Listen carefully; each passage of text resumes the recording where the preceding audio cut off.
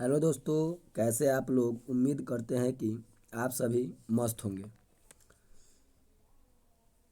दोस्तों, हम सभी जानते हैं कि हम लोग क्लास 10th के मैथ्स पढ़ रहे हैं, जिसमें हम लोग का सिलेबस स्टार्ट है। हम लोग ने कल पहला लेक्चर देखा। पहला लेक्चर के बारे में बहुत कुछ समझे पहला लेक्चर में। उसको आज हम लोग पूरे बढ़िया तरीक़ा से उसको आज हम लोग लिखेंगे। पूरे जो भी कल पढ़े हम लोग, चाहे प्राकृत संख्या हो, चाहे पूर्ण संख्या हो, चाहे पूर्णांक हो, चाहे सम हो, विषम हो, अभाज्य हो, भाज्य हो, समअभाज्य हो, चाहे वह फिर सह अभाज्य संख्या हो, चाहे वह सहभाज्य हो, चाहे वह जुड़वा भाज्य हो, आज सभी के बारे में हम लोग क्या करेंगे। तो आज हम लोग सभी के बारे में बढ़िया तरीक़ा से उसको नोट्स बनाएंगे। आप लोग भी इसको क्या करिएगा, पूरे बढ़िया से चैप्टर हेडिंग दे के और पूरे बढ़िया से इसको सिस्टमेटिक ढंग से अपने नोट करते चलिएगा कॉपी में।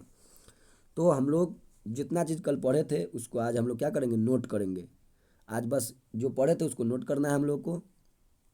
अब पूरे अच्छा तरीक़ा से नोट करते समझते हुए चलेंगे। तो देखिए, हम लोग जो जानते हैं, सबसे पहले जाने थे संख्या पद्धति के बारे में। संख्या पद्धति, देखिए संख्या पद्धति पद्धति देखिए संख्या पद्धति के हम लोग कल समझे थे।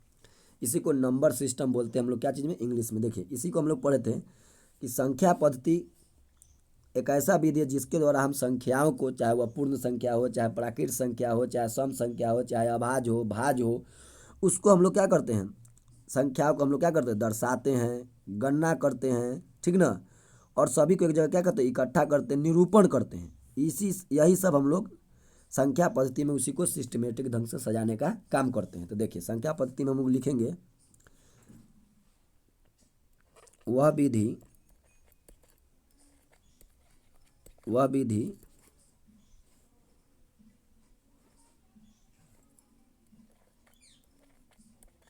वह विधि है जिसके द्वारा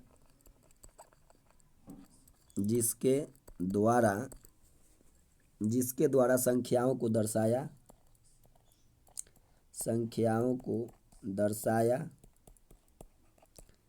दर्शाया कौमा संचित, यानी इकट्ठा, संचित यानी क्या, इकट्ठा करना, और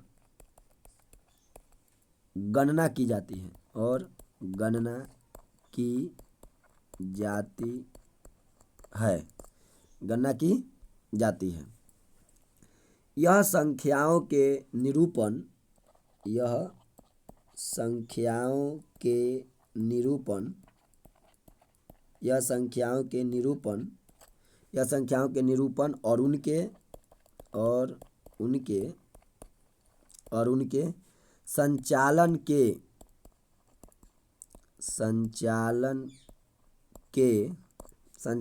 के नियमों को निर्धारित करती है निर्धारित करती है। तो यह हम लोग को संख्या पद्धति हम लोग जाने थे कल। आगे देखिए, हम लोग ने देखा था कि संख्या पद्धति को हम लोग संख्या पद्धति को हम लोग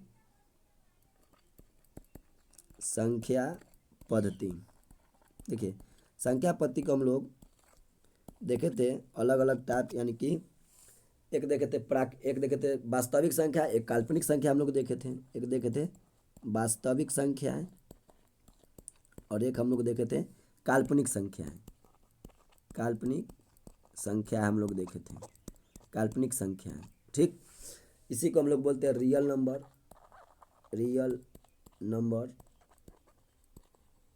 नंबर्स। इसको बोलते हैं हम लोग इमेजिनरी नंबर्स।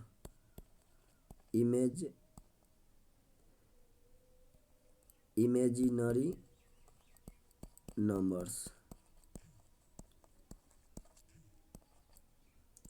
नंबर्स हम लोग जाने थे। देखिए हम लोग देखे थे वास्तविक संख्या के बारे में, समझ लेते हैं। देखिए हम लोग कल भी देखे थे, आज भी थोड़ा सा हम लोग उसको क्या करते हैं, नोट कर लेते हैं। देखिए वास्तविक संख्याएं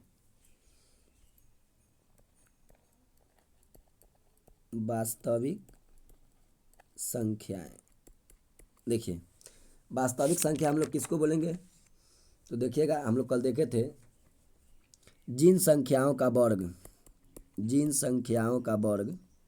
जिन संख्याओं का वर्ग हमेशा हमेशा हमेशा धनात्मक,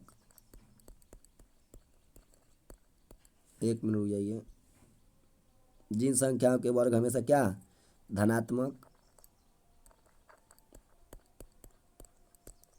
धनात्मक होते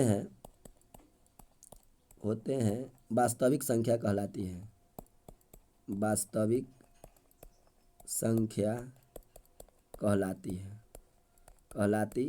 है। हम लोग कल देखे थे इसको कि कोई भी संख्या हो अगर उसका वर्ग हम करें, स्क्वायर करेंगे, अगर धनात्मक माना गया तो उसको हम लोग वास्तविक संख्या बोलेंगे। ठीक, इसको हम लोग सूचित क्या चीज़ से करते थे, आर से, याद रखना है। इसको हम लोग सूचित क्या चीज़ से करते हैं, आर से।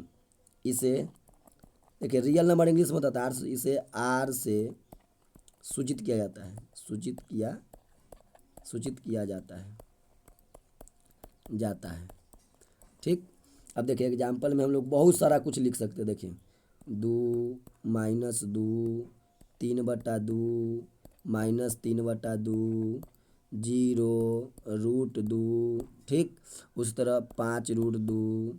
ठीक, उस तरह देखिए 5√2 के बाद 5/√2, उसी तरह √3 इत्यादि। देखिए इस सब का वर्ग करेंगे हम लोग तो हमेशा धनात्मक मान प्राप्त होगा। सबका वर्ग करेंगे क्या मान प्राप्त होगा, धनात्मक।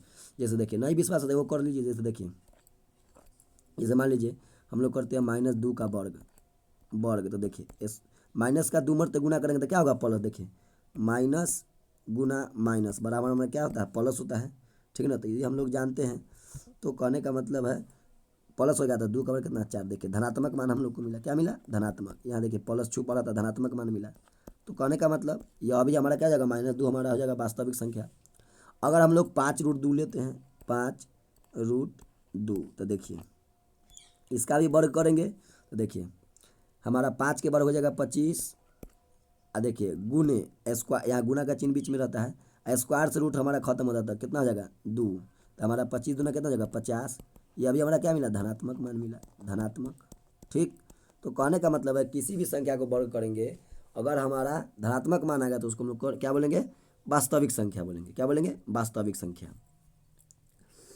तो जैसे देखिए आप यह भी वास्तविक संख्या, देखिए माइनस रूट के अंदर क्या है 2 है, यह भी हमारा वास्तविक संख्या है।